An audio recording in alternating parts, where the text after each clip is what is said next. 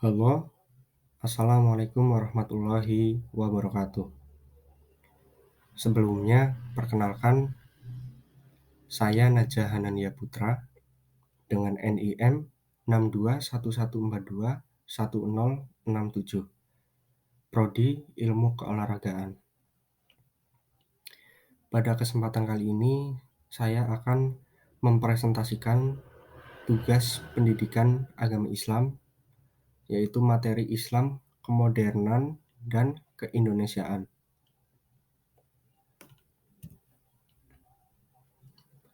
Bab 2, menyongsong tahap lepas landas pembangunan dengan tuntunan Nabi Muhammad SAW.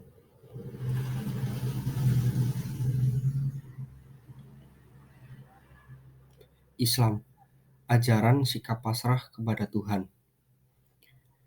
Islam berarti pasrah, yaitu pasrah kepada Allah Subhanahu wa Ta'ala karena menaruh kepercayaan kepadanya.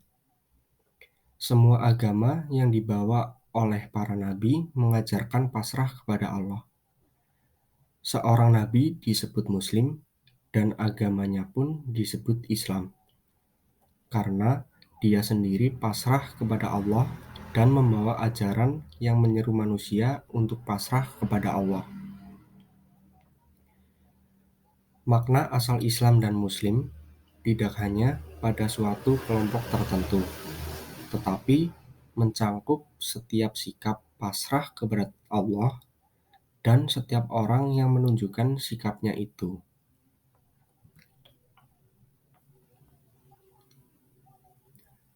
Seruan kepada umat manusia. Dalam kitab suci ditegaskan bahwa manusia dalam hidupnya dihadapkan kepada pilihan moral yang fundamental. Manusia tidak akan mampu menentukan sendiri kesucian hidupnya sebagaimana dia suka. Manusia dikaruniai kebebasan memilih, namun tidak sepenuhnya menguasai jalan hidup.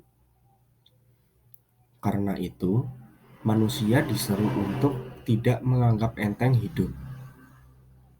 Manusia diseru untuk menjalani hidup dengan penuh kesungguhan, yaitu menjalani kehidupan dalam suasana yang diliputi oleh kesadaran yang setinggi-tingginya akan kehadiran Tuhan.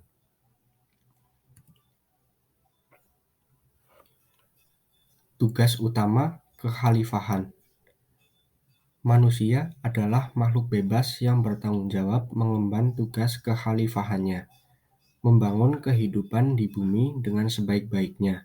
Itulah tugas utama kekhalifahan manusia, yaitu tugas melaksanakan program mengembangkan kehidupan yang layak, yang berkenan pada Tuhan atau diridhoinya. Untuk melaksanakannya, manusia dilengkapi Allah dengan petunjuk-petunjuk dan hidayah-hidayah. Fitrah manusia. Kata fitrah menurut bahasa berarti penciptaan atau kejadian, sehingga fitrah manusia adalah kejadian sejak awal atau bawaan sejak lahir. Manusia menurut fitrahnya telah beragama, mengakui dan bersaksi bahwa Allah adalah Tuhannya. Fitrah yang berkaitan dengan manusia adalah apa yang diciptakan Allah Subhanahu wa Ta'ala pada manusia yang berkaitan dengan jasmani dan akalnya.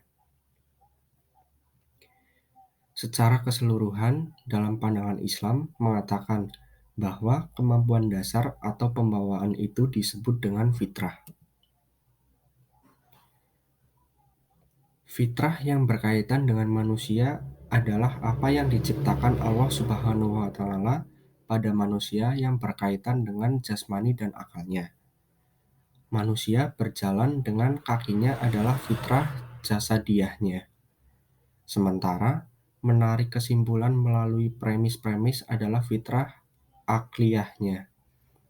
Senang menerima nikmat dan sedih bila ditimpa musibah juga adalah fitrahnya. Kebebasan beragama, keadilan, dan musyawarah. Kebebasan beragama adalah sangat sentral dalam tatanan sosial dan politik manusia. Di dalam Al-Quran terdapat penegasan bahwa manusia mampu menentukan dan memutuskan untuk menerima atau menolak kebenaran, dan Allah hanya akan memberi balasan sesuai dengan keputusan manusia berdasarkan kebebasannya itu. Allah memerintahkan kita semua untuk berbuat baik dan adil. Bahkan ditegaskannya bahwa berbuat adil adalah tindakan yang paling mendekati takwa. Dengan keadilan, peradaban yang kukuh bisa terwujud. Sebab keadilan adalah dasar moral yang kuat bagi semua pembangunan peradaban manusia sepanjang sejarah. Semangat saling menghormati yang tulus dan saling menghargai yang sejati adalah pangkal bagi adanya pergaulan kemanusiaan dalam sistem sosial politik yang demokratis. Bahkan Rasulullah pun dalam urusan kemasyarakatan diperintahkan oleh Allah untuk menjalankan musyawarah dan untuk bersikap teguh melaksanakan hasil musyawarah itu dengan bertawakal kepada Allah. Dalam tinjauan ajaran yang lebih mendalam, musyawarah tidak hanya merupakan wujud rasa kemanusiaan, karena didasari oleh sikap penghargaan kepada sesama manusia, tetapi juga wujud rasa ketuhanan atau takwa, karena rasa ketuhananlah yang menjadi pangkal kerendah hatian, yaitu karena keinsafan bahwa di atas setiap pribadi, betapapun hebatnya pribadi itu, ada Dia yang Maha Tinggi, yaitu Allah Subhanahu wa Ta'ala, sehingga tidak dibenarkan adanya klaim supremasi dan superioritas mutlak pribadi manusia. Menurut saya, materi dari buku yang diberikan oleh pengampu mata kuliah Pendidikan Agama Islam sudah baik dan sudah memenuhi materi yang bersangkutan. Sekian presentasi dari saya. Kurang lebihnya mohon maaf. Billahil taufiq wal hidayah.